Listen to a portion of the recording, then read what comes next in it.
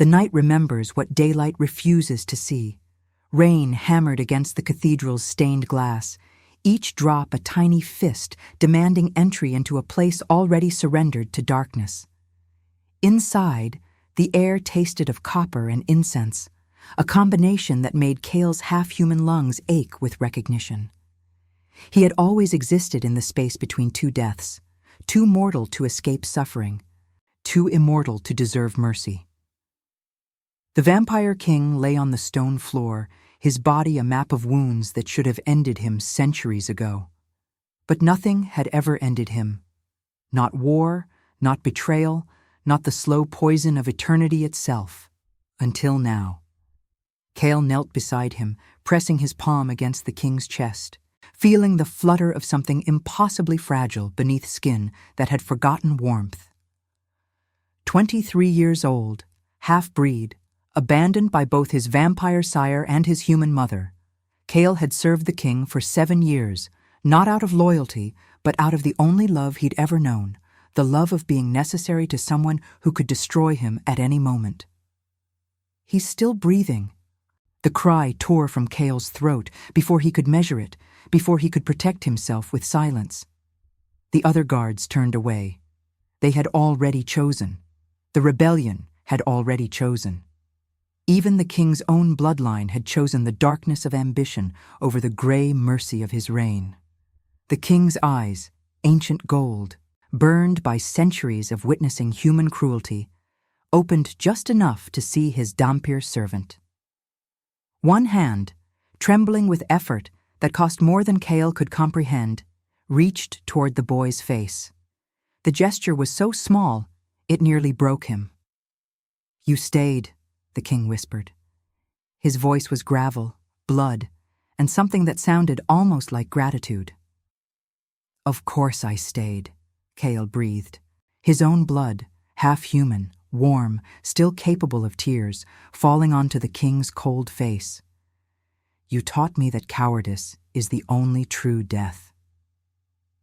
The cathedral bells tolled midnight. Outside, the rebellion celebrated.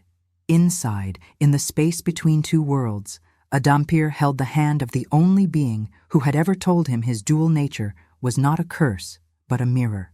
Proof that redemption could exist in the blood of those who chose it. The king's breathing slowed. Cale's heart did not. He would have eternity to remember this moment. He would have centuries to replay the choice he was about to make. And he would spend them all knowing that love, in its truest form, is the willingness to become what your beloved needs you to be, even if it means becoming what you fear most. The rose pendant around Cale's neck, a gift from the king years ago when Cale was nothing but a broken street orphan, began to glow with a faint, impossible light. In 7 minutes, Kyle would have to decide, let the king die and remain human, or drink from his wounds and become fully what he was always meant to be. A choice between two deaths, dressed up as a choice between two lives. Mirrors lie. They show you only half of what you are. Kyle had spent his entire existence studying his own reflection, searching for the line between his vampire father's cruelty and his mother's broken humanity. In the mirror, he was both. In the mirror, he was neither. In the mirror, he was a betrayal waiting to choose a side. Now, 7 minutes after finding the king dying, Cale stood in the cathedral's sacristy, his hands shaking as he wrapped the rose pendant tighter around his fist. The king's blood was still warm on his skin, and his body, still half-human, still caught between, screamed with the effort of metabolizing something it was never designed to hold. The rebellion had taken what remained of the king's guard. The capital would fall by dawn. The old reign, merciful and haunted, would be replaced by something hungrier. Cale had watched it happen in every civilization he'd lived through with the king. The rise of something beautiful. The slow decay, the violent replacement. The cycle never broke, but the king had tried. For 200 years he had tried. You cannot save him by becoming him. The voice came from the shadows of the confessional, Kale's half-vampiric senses recognized her immediately, another dhampir, older, marked by the kind of survival that leaves scars on the soul. Her name was Mira. 7 years ago, she had been the king's lover. Then she had been his conscience. Then she had become something harder, a witness to the impossibility of change. "I'm not trying to save him," Kyle said quietly, still not meeting her eyes. "I'm trying to choose him." "There's a difference?" Kyle turned to face her. Mira's face was beautiful in the way that broken things become beautiful, not despite the damage, but because of it. Her left eye was a different color than her right, the result of a vampire sire who had tried to remake her in his image. She had refused. She had learned instead to live with contradiction. "The difference," Kale said, "is that saving him is about him. Choosing him is about me." Mira stepped closer, her footsteps silent on the stone. "And what are you choosing, dhampir? Tell me truthfully. Are you choosing love, or are you choosing to never be abandoned again?" The question landed like a blade. Kyle's hands began to tremble, and he was grateful for the darkness that hid his tears. "Maybe they're the same thing," he whispered. The king's breathing had become shallow. In the chapel beyond, Kale could hear it, each inhalation a negotiation with oblivion, each exhalation a prayer to a god neither of them believed in anymore. The choice was narrowing. The window was closing. Mira placed her hand on Kale's shoulder. "I loved him too. Not the way you do. But I loved him. And I chose to leave because I understood something he never did. Immortality is not a cure for heartbreak. It's a magnification. You will feel everything he feels for centuries. Every doubt, every failure, every moment when his love wasn't enough to change the world, and you'll know you sacrificed your mortality for nothing but a hand to hold through the darkness." "Then why are you here?" Kale asked. "Why come to the cathedral if you don't believe there's a way to save him?" Mira smiled, and it was the saddest thing Kale had ever witnessed. "Because sometimes, dhampir, we bear witness to beautiful failures so that someone else knows they were not alone in choosing them." She released his shoulder and moved toward the door, fading into the rain-soaked night like she had never been there at all. But her words remained, echoing in the stone like a curse or a blessing. Kale could no longer tell the difference. He returned to the chapel. The king's eyes were closing. The rose pendant burned against Kale's skin, no longer glowing but pulsing with a heartbeat that wasn't human and wasn't entirely vampire. It was hybrid, caught between, exactly like the boy who held it. Kyle made his choice. He opened his wrists and pressed them to the king's lips.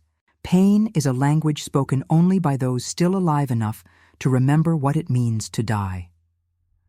The first moment of drinking the king's blood was not ecstasy. It was drowning. It was every cell in Kale's body remembering that it had been born into a civil war, and now that war was escalating into full-scale occupation. His bones began to shift. Not breaking, something far more violent. Remembering. His skeleton recalled what his DNA had always known, that he was not a fusion of two natures, but a third nature entirely, one that required an alchemical transformation to fully manifest. The pain was transcendent. It was magnificent. It was the price of choosing. The king's body, centuries old, scarred by wars and moral compromises, began to glow beneath the cathedral's dim candlelight. Not with supernatural radiance, but with something simpler: relief. The relief of passing a burden to someone willing to carry it. For 40 minutes, Kyle changed. His skin took on a luminescence that was neither human flush nor vampiric pallor, but something between. A soft silver that caught the candlelight like water. His eyes shifted from brown to amber to gold, finally settling on a color that had no name, the color of sunset reflected in a blood-stained mirror. His hearing sharpened until he could distinguish the individual heartbeats of the rebellion soldiers stationed outside, the flutter of bats in the rafters above, the slow, patient rhythm of the king's heart as it stabilized. And he could feel him, not just the king's body, now warm beneath his hands, but the king's entire existence, the weight of 2 centuries compressed into a single consciousness. The memories flooded Kyle. Lovers lost, kingdoms built and burned, the endless parade of humans choosing violence over mercy. He felt the king's guilt as if it were his own. He felt the king's hope that this generation might be different. He felt the king's fear that it never would be. "Welcome," the king whispered, his voice already stronger. "Welcome to the life you were always meant to live." Kyle pulled away, staring at his transformed hands. They were beautiful and terrible. They were no longer half of anything. They were wholly themselves. "The rebellion," Kyle started, "will be here within the hour," the king finished, "and we will be ready." But that was not the revolution that mattered, not to Kale. What mattered was that he could feel something new in his chest, the capacity for immortal love, for eternal rage, for the kind of loyalty that could span centuries without fading. What mattered was that he was no longer caught between. He was wholly vampire now, yet something in him, the human part, the part that remembered his mother's warmth, would never fully disappear. It would simply transform into something else, compassion with teeth, mercy with claws. The king stood, his strength returning as if the poisoned wounds had never been. He placed his hand on Kyle's face, studying the boy who was no longer a boy, the servant who was no longer a servant. "What do you see when you look at me now?" the king asked. Kyle closed his eyes and saw not with human sight, but with the deeper vision that immortality grants, the ability to see not what someone looks like, but what they are.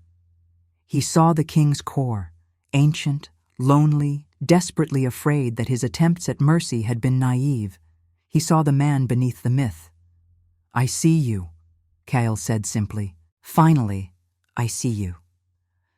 Outside, the first explosion rocked the cathedral's foundations. The rebellion was here. The old world was ending.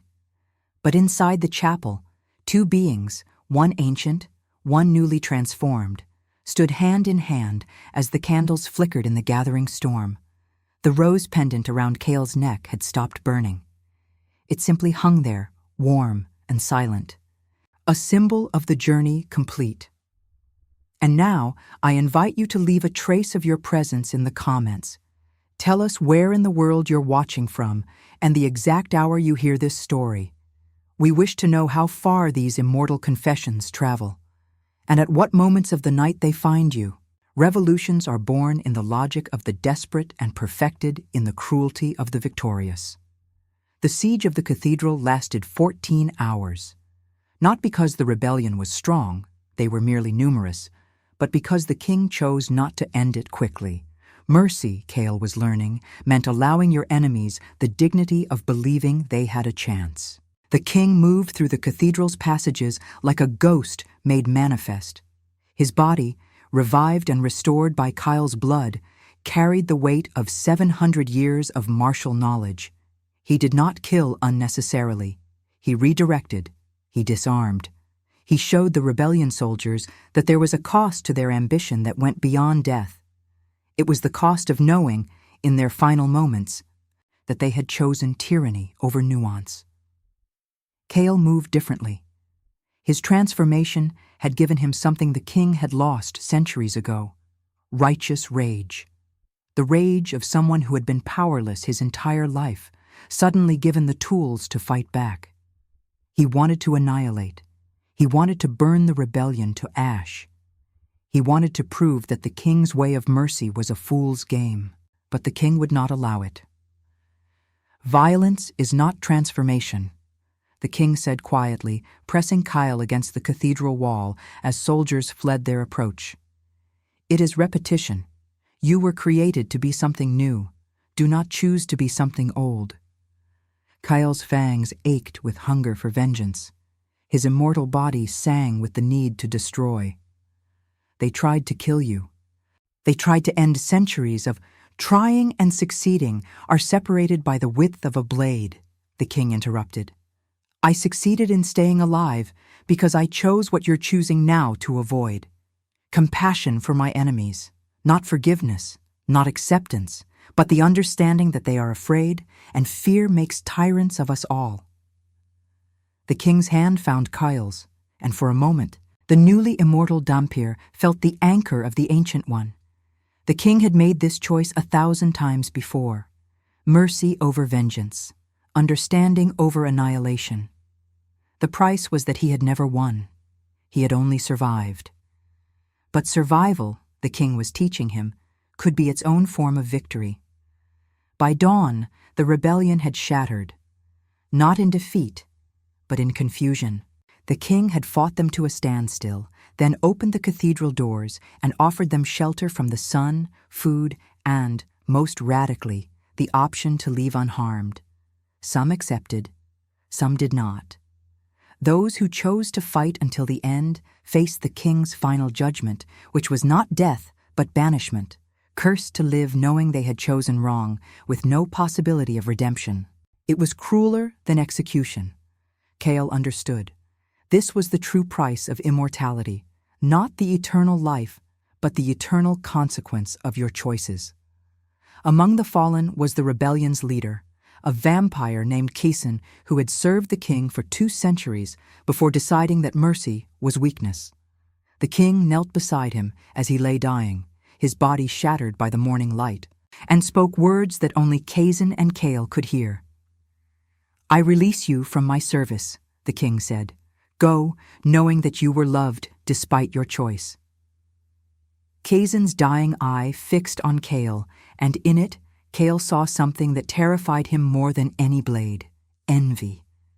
Envy that the dhampir had been chosen, that Kale had become the king's eternal companion, that what Kaysen had lost through his own ambition was now possessed by this half-breed child. As Kaysen turned to dust in the sunlight, that envy dissipated with him. Kale realized, with the clarity that only immortal minds can achieve, that most of the pain in the world is born from the desire to be chosen. That the rebellion, in its essence, was not about ideology or governance. It was about beings who felt unchosen, unworthy, unloving, reaching out in the only way they knew how, through violence. "Can you see it now?" the king asked, watching Kale's expression transform. "Can you see that power is secondary to belonging?" "Yes," Kyle whispered. And he could. For the first time in his 2 decades of life and 40 minutes of eternity, Kale understood that the king's mercy was not weakness. It was the ultimate strength. The ability to stand before your enemies and offer them the thing they truly desired, acknowledgement that they existed, that their pain mattered, that they were not invisible. The king took Kale's hand and led him back into the cathedral. The rose pendant still hung around Kale's neck, warm and patient, waiting. Eternity does not grant wisdom. It grants only the burden of remembering every mistake infinitely. The first night of Kale's immortality, the king showed him the library. It existed beneath the cathedral, a cathedral beneath the cathedral, if such a thing was possible. Thousands of shelves held not only books, but scrolls, photographs, journals, handwritten confessions, the accumulated record of 200 years of the king's attempted mercy. Every person he had tried to save, every person who had chosen destruction anyway, every love that had ended in departure or death. "Why show me this?"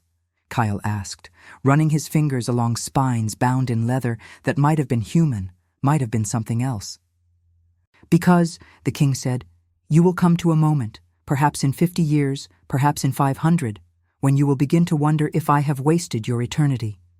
When you will resent me for teaching you compassion when cruelty would have been easier. This library exists so you can see in that moment that I have asked this of you because I have already paid the price of isolation. I do not wish for you to suffer it alone." Kale walked deeper into the library, understanding that this was not merely a room, but a confession. The king was showing him the vulnerability of power, that even beings who have conquered death still fear insignificance, that the knowledge that one's mercy might be meaningless is a torture no blade can inflict. There was a journal from 1847, the king's own handwriting, describing a young woman he had fallen in love with, a human who had asked to be transformed so she could join him eternally. The king had refused.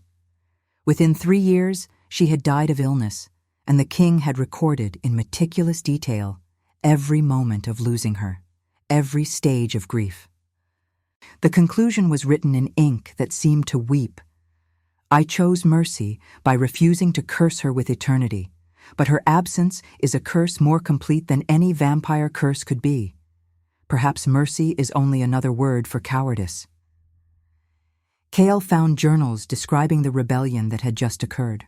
The king had written about Season with a kind of paternal affection that made Cale's heart ache. The king had seen it coming, had written about it 3 years prior, and had chosen not to prevent it. He had chosen to allow his follower to make his own mistake because freedom without consequence is not freedom at all. "This is why you let him betray you?" Cale asked. "Yes," the king said, "because to prevent his fall would be to deny him his autonomy." And what is love without autonomy? It is only control wearing a prettier mask. Cale closed the journal carefully, as if the pages might shatter under the weight of what he now understood. The king did not lead through fear or force. He led by accepting that his followers might choose wrongly and loving them anyway. "How do you survive this?" Cale whispered. "Knowing you will lose everyone?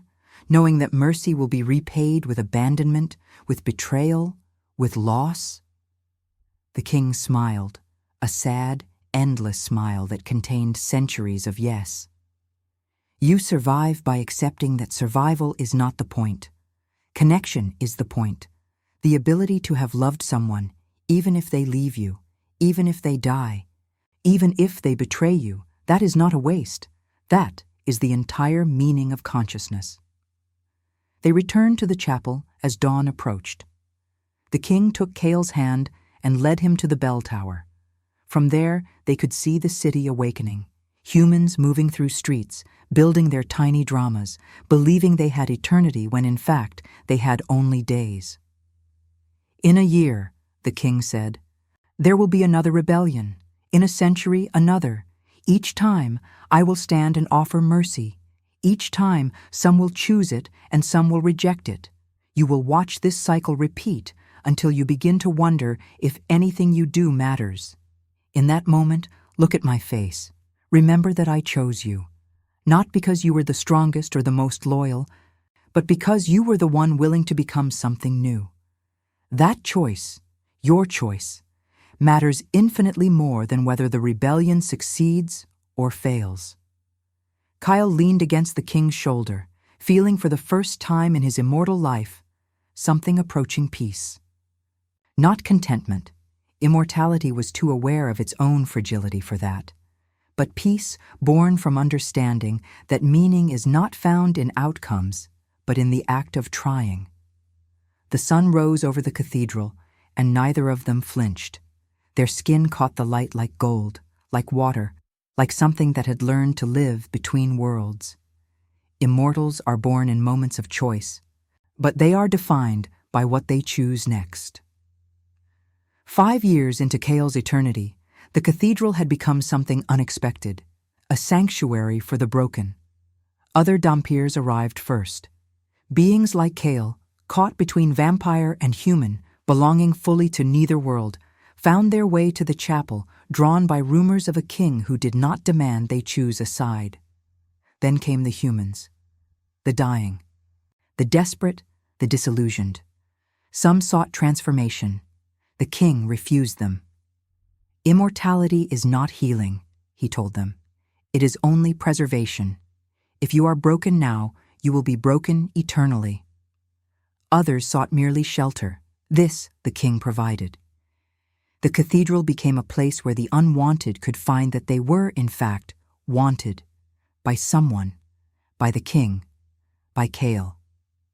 Kale had learned, over 5 years of eternity, how to love without possession, how to teach without demanding obedience, how to lead without wielding power as a weapon. The king, with infinite patience, had shown him that immortality's greatest gift was not strength or speed or the ability to see in darkness. It was time. Time enough to watch someone grow. Time enough to forgive. Time enough to understand that most evil is born from pain, and pain can be transformed with enough love. But love, Kale was learning, could also be a burden. There was a woman named Elena, a human with a cancer blooming in her lungs like a dark flower. She had come to the cathedral 3 years ago, seeking peace. Instead, she had found Kyle. Their connection was immediate and devastating. Elena had fallen in love not with the immortal dhampir, but with the boy beneath the fangs, the abandoned child who had learned to survive by being necessary to someone else. "Transform me," Elena would whisper in the chapel's darkness. "Make me like you. Make me eternal so that what we have doesn't end." And Kyle would hold her as her breathing grew shallower, as the cancer consumed her from within, and he would say the words the king had taught him. "Eternity is not a cure for heartbreak. It is only a magnification. If I transform you now in your pain, you will carry this moment forever. Let me, instead, carry you through it as you are meant to be carried, as a human, finite, precious because of your fragility." Elena died on a night when the cathedral bells tolled midnight. She died in Kyle's arms, and her last words were a question. "Will you forget me?" "Never," Kyle promised. "I will carry your death for centuries, and in that carrying you will remain alive in me." She smiled and let go. The king found Kyle afterward, sitting in the chapel with Elena's body still warm in his embrace. He did not speak. He simply sat beside his eternal companion and wept, tears that fell from a face 200 years old, tears that carried the weight of every person this king had loved and lost. "I cannot do this forever," Kyle said finally, "loving them, letting them go, watching mortality claim what I cannot save." "I know," the king said, "that is the true price of immortality. Not that you live forever, but that you learn to love in a way that accepts ending. That you become capable of holding something precious while accepting that it will be taken from you. Most beings never learn this. Most remain children, raging against mortality's injustice. But you—" The king paused, placing his hand over Kyle's heart. "You have become something rare. You have learned that love is not about forever. It is about this moment, this breath, this heartbeat. Whether it lasts 1 year or 1 century, the quality of connection does not change." Kale looked at the king and saw finally the full depth of what had been transformed in those 40 minutes in the cathedral. Not just his body. His soul had been remade. He had been taken from the place of needing to be chosen and brought to the place of choosing others, endlessly, eternally, knowing that loss was the price and that the price was worth paying. If this story has already captured you, leave a like. It helps the voices of those who chose eternity reach more hearts. Some truths are born in the space between what is said and what remains unspoken. On the 15th year of Kale's immortality, a prophet came to the cathedral. She was ancient, older than the king by perhaps a century, and her eyes held the particular emptiness that comes from having seen too much. Her name was Morvain, and she had walked the earth since the Crusades, watching empires collapse under the weight of their own certainty. "You are the one the prophecies speak of," Morvain said to Kale, not to the king. She had eyes only for the dhampir, as if the king was merely a footnote to a larger story. "I know nothing of prophecies," Kale replied carefully. In 15 years, he had learned that the immortal world was full of believers in destiny, and they were often the most dangerous. "There are those who whisper," Morvain continued, "of a hybrid being, neither fully human nor fully vampire, who will remake the world. Some say you will lead a revolution that will free immortals from the tyranny of mortality's constraints. Others say you will end immortality altogether, returning all of us to dust. But none of them, she smiled, and it was a smile that contained centuries of sorrow, anticipated that you would choose neither. Choose neither what? Kyle asked. Neither the path of power nor the path of surrender, Morvain said. You have chosen the third path, the path of love without agenda, of service without ambition. In all my centuries of watching the world, I have seen this path chosen only once before. She turned to look at the king. The king's expression did not change, but Kale could feel it. The sudden tension in his shoulders, the intake of breath that ancient beings still required for moments of genuine emotion. You were Morvain's student, Kyle realized. I was, the king said quietly.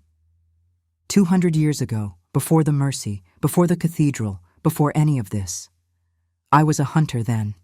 Morvain taught me that immortality was not a blessing, but a test, to see whether we could maintain our humanity or whether power would erode it entirely. And have you? Morvain asked, turning back to Kale. Maintained your humanity? Or has the vampire consumed what remained of the human? Kale considered the question with the gravity it deserved. In 15 years of immortality, he had killed, he had hurt, he had allowed his rage to consume him in moments when mercy felt like weakness. But he had also loved, he had learned, he had chosen again and again the harder path.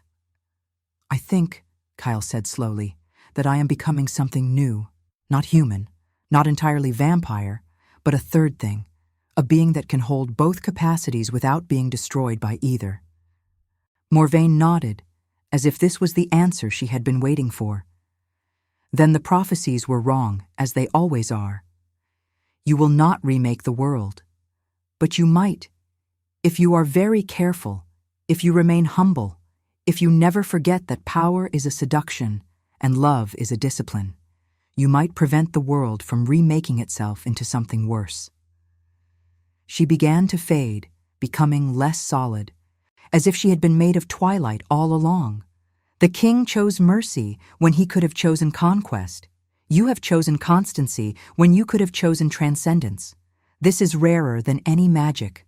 Guard it, protect it, and know that there are those in the immortal world who will hunt you both simply for proving that another way exists. Then Morvain was gone, leaving only the scent of old flowers and older rain. The king took Kale's hand. She was right. They will come. Not immediately, but eventually. Beings who cannot tolerate the existence of an alternative to their own philosophy. Immortals who believe that power is the only meaning, that cruelty is the only honest response to eternity. We have drawn their attention by existing as we do. Are you afraid? Kyle asked. Yes, the king said simply, but not for myself. I have lived long enough that my death would be almost a mercy. I am afraid for you. You have centuries ahead of you, and they will be difficult. There will be nights when the weight of this choice will seem unbearable. There will be moments when violence will seem like the only sane response to a cruel universe. But if you hold on to this, the king gestured to the chapel around them, the place of mercy and transformation. If you can build something that outlasts both of us, then we will have succeeded in the only way that truly matters. Kyle gripped the rose pendant around his neck. It no longer glowed, but it had become heavier over the years, as if accumulating weight not from the physical, but from the emotional. Every person who had found shelter here, every soul transformed, every choice for mercy instead of vengeance, all of it seemed to settle into that small rose, making it denser, more real, more vital than any ordinary object could be. I will hold this, Kyle promised. I will hold this until the end of eternity if necessary. The king smiled, that endless, sad smile that was both blessing and curse. That, my beloved dhampir, is precisely what I am afraid of. Every ending is a beginning that hasn't yet understood its own potential. 25 years into Kale's immortality, a quarter century that felt like both an instant and an eternity, the king lay dying again. Not from betrayal this time, but from something more honest, the natural weariness of 225 years of trying to save a world that did not wish to be saved. The chapel was silent except for the sound of rain against the stained glass. Outside, the city of the capital continued its indifferent rhythm, humans purchasing their daily bread, lovers meeting in shadows, children being born into a world that would teach them to fear what they did not understand. The king had watched this cycle repeat for centuries, and tonight, watching it again, he felt something shift in his chest that was not quite death, but was something close to surrender. "I am tired," the king confessed to Kale as they sat in the chapel where everything had transformed. His voice was thin now, like paper that had been read too many times. "Not in my body, but in my will. I do not know if I have the strength for another rebellion, another cycle, another chance for this experiment in mercy to fail." Kyle held his hand. It was thinner now, almost translucent, as if the king's essence was beginning to evaporate from sheer exhaustion of existing. The skin that had once been strong enough to hold kingdoms was now delicate as old lace, mapped with veins that seemed to carry liquid light instead of blood. "How long have you felt this way?" Kyle asked, and his voice carried the weight of understanding that only comes from loving someone for long enough to recognize the architecture of their decline. "Since the beginning," the king said with a bitter smile. "Since the very first night, I chose mercy over vengeance. I have always been tired, Kyle. I simply refuse to acknowledge it. A leader cannot show weariness. It spreads like plague through those who depend on him. So I carried it alone, in the silent hours when even the immortal must rest." The king gestured slowly around the chapel. Every candle that had ever burned here, every prayer whispered by desperate souls, every transformation that had occurred within these walls, all of it seemed to press down on him now, the weight of all that accumulated grace and suffering. "Do you know what the burden of mercy actually is?" the king continued. "It is not the act of showing compassion. Any fool can pity. The burden is in the aftermath. It is in standing beside someone as they wrestle with the consequences of their choices. It is in watching them fail again and again, despite your guidance, despite your love, and still offering them another chance. It is in understanding that most people will not change, that most will return to their destruction, and choosing to believe in their possibility anyway." Kale listened in the way he had learned to listen, not waiting for his turn to speak, but truly receiving the king's words, letting them settle into his immortal bones. 25 years had taught him that the king's confessions were not requests for comfort, but invitations to witness, to truly see. "I cannot rest while this cathedral stands," the king said, his eyes closing for a moment. When they opened again, they held a depth of vulnerability that Kale had rarely witnessed. "The moment I surrender to weariness, they will come, the ambitious, the hungry, those who see this sanctuary as a weakness to be exploited. They will burn this place to dust, and everyone within it will fall to ash." Kyle felt something shift within him, not fear, but recognition. Recognition that the king had been carrying this fear for 2 centuries. Recognition that immortal beings do not simply fade away. They are consumed by the weight of their own choices, compressed into smaller and smaller versions of themselves, until eventually there is nothing left but the memory of what they once were. "Then rest," Kale said with the certainty that only true immortals can possess. "You have earned rest." "I cannot," the king whispered, and the words came out like a confession wrung from a wound. "If I rest, the cathedral will fall, the sanctuary will be consumed. Everyone who has found shelter here, the broken humans, the abandoned dhampirs, the desperate seekers, all of them will be cast back into the world without protection. Everything we have built will crumble into dust, and our mercy will be revealed as the illusion it perhaps always was. Kyle was silent for a long moment. He looked at the king, this ancient being who had carried the weight of 2 centuries, who had refused to allow power to corrupt him, who had built a sanctuary brick by brick through an act of will that transcended the physical. And Kale understood, in that moment, the true nature of the burden his beloved had carried. It was not the burden of being strong. It was the burden of being needed. "No," Kale said. And his voice carried a resonance that came from the deepest part of his hybrid nature, that place where human compassion and vampire will merge into something unprecedented. "I will not allow it." The king's eyes widened. For 2 centuries, he had not heard anyone speak with that kind of absolute conviction.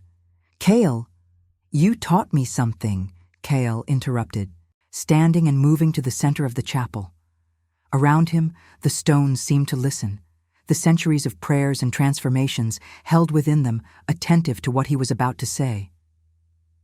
"You taught me that mercy is not weakness. You taught me that love is the discipline of choosing connection over conquest. You taught me that meaning is not found in outcomes, but in the act of trying. You taught me that a life, even an immortal life, is measured not by how many enemies you vanquish, but by how many broken things you choose to repair." The king struggled to sit up, his fragile frame moving with the slowness of someone whose body had become an enemy. "Kyle, what are you saying?" "I am saying," Kyle continued, his voice gaining strength with each word, "that you were wrong about one crucial thing. You thought this cathedral was your burden to carry. You thought that the moment you ceased to exist, truly ceased, surrendered your will to the weight of eternity, everything would collapse. But it won't, because the cathedral was never about you." Kyle knelt beside the king, taking both of his hands. They were so cold now, these hands that had once wielded the power to remake kingdoms, to end lives with a gesture, to build sanctuaries from nothing but will and grace. Now they felt like the hands of something already becoming memory. "The cathedral is about every person who walked through these doors broken and left transformed," Kale said.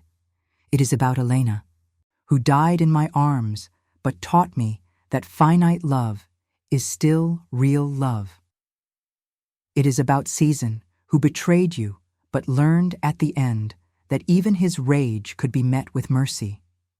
It is about every soul that has ever stood in this chapel and realized that they were seen, truly seen, by something that could have destroyed them, but chose instead to love them."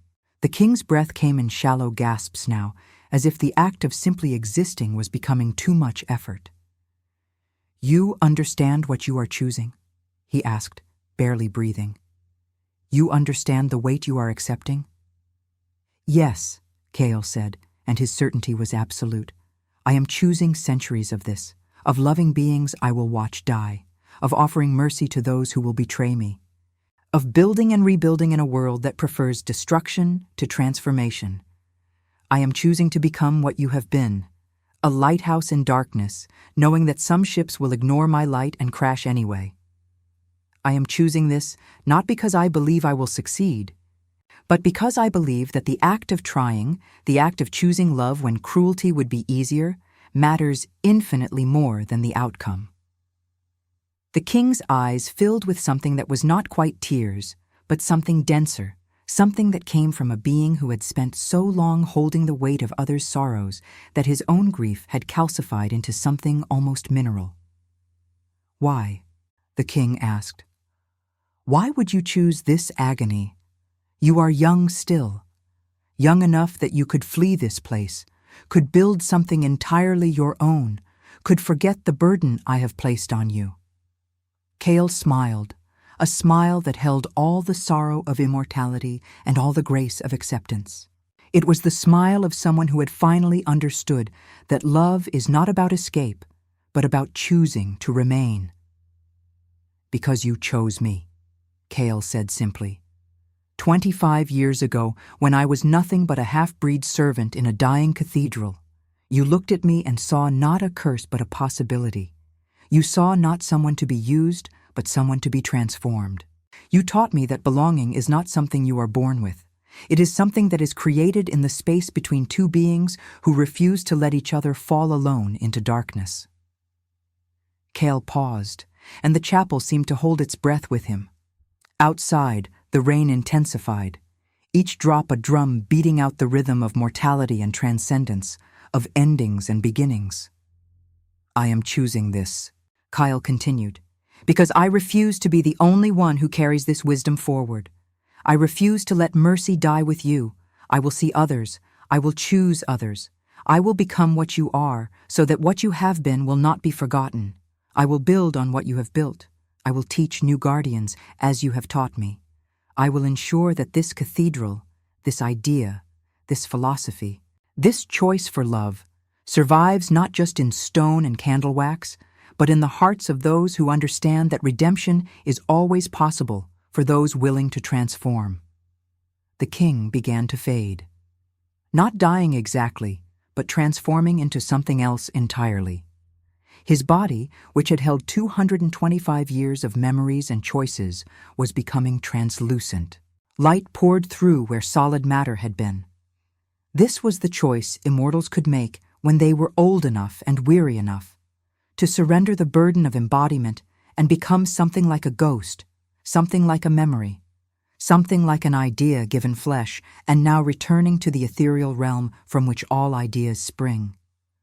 I understand, the king whispered as his form became less distinct, more luminous.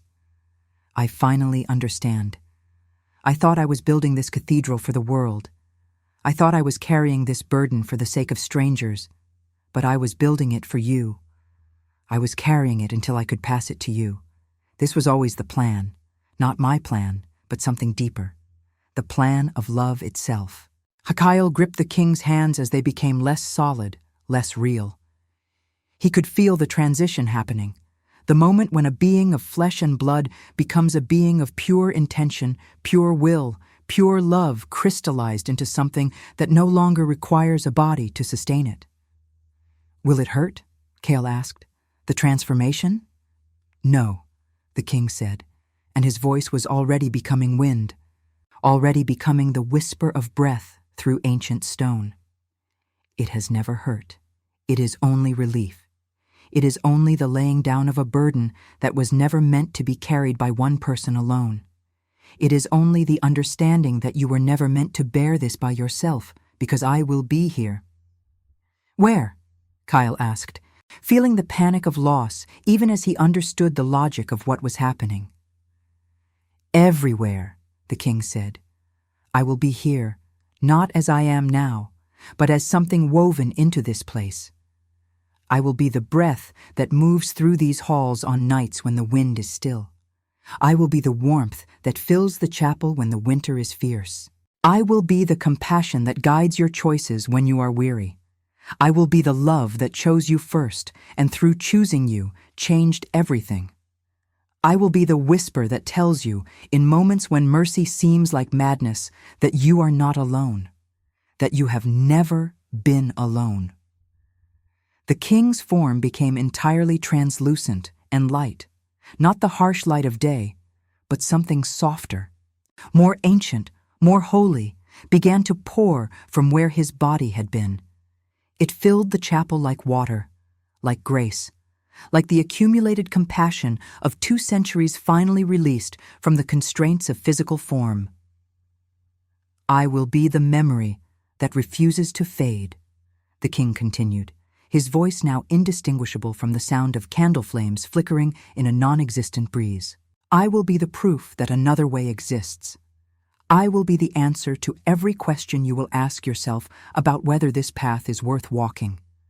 And when, centuries from now, you grow weary as I have grown weary, you will pass this burden to another, and I will be here to help you do it. We will never truly be apart, Kyle. We will only ever be transformed. And then the king was gone, not absent, transformed. His presence seemed to settle into the stones themselves, into the very foundation of the cathedral. Kale could feel him in the sudden warmth of the chapel, in the way the candles burned brighter, in the scent of old roses and something like peace that filled the air. Kyle knelt alone on the stone floor, tears streaming down his face, tears that were both sorrow and relief, both loss and completion. He was no longer the abandoned dhampir, desperate to be chosen. He was something new, a keeper of sanctuary, a practitioner of mercy, a being capable of infinite patience with a cruel and beautiful world. The rose pendant around Kale's neck, which had remained dormant for 25 years, suddenly shone with light. Not the harsh light of supernatural power, but a soft, warm glow that seemed to contain within it the entire history of the king's journey. The light pulsed gently, steady as a heartbeat, steady as a promise kept. Kyle stood slowly, moving through the chapel. In every shadow, he felt the king's presence. In every corner, he sensed the accumulated grace of 2 centuries of mercy. The cathedral was no longer a building maintained by force of will. It had become a living thing, sustained by the accumulated love of those who had chosen to remain within its walls. Outside, dawn was breaking over the capital. Humans were beginning to move through the streets, mothers calling their children to breakfast, laborers heading to their work, lovers walking hand in hand through parks that had no idea they existed in a world watched over by immortal beings. The city continued its indifferent rhythm, unaware that above it, in a cathedral hidden between worlds, a great transformation had occurred. Kale moved to the bell tower and rang the bells, not in mourning, but in celebration. The sound carried across the city, and for a moment, just a moment, every being in the capital felt something. A sense of peace, of being held, of knowing that somewhere mercy had not yet died, that somewhere love was still choosing to exist despite all evidence that it should surrender to despair. The rose pendant continued to glow, warm and patient against Kale's chest.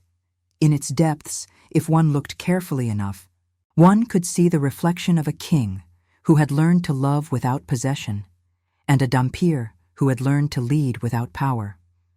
One could see the entire journey compressed into a single moment of grace. The moment when one being passed the burden of love to another, and that burden became not heavier but somehow lighter, somehow more bearable, somehow more real because it was shared. Kale returned to the chapel as the sun rose fully over the world. He sat in the space where the king had sat, and he felt the presence of his beloved all around him.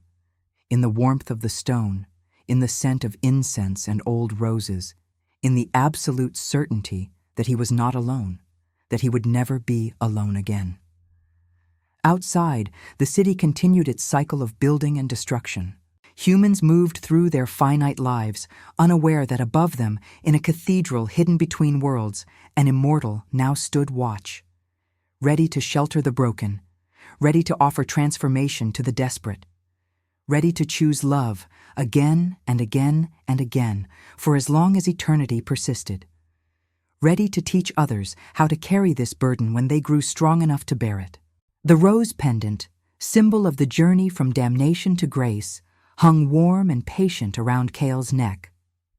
In its depths, if one looked carefully enough, one could see the reflection of 2 beings merged into one consciousness.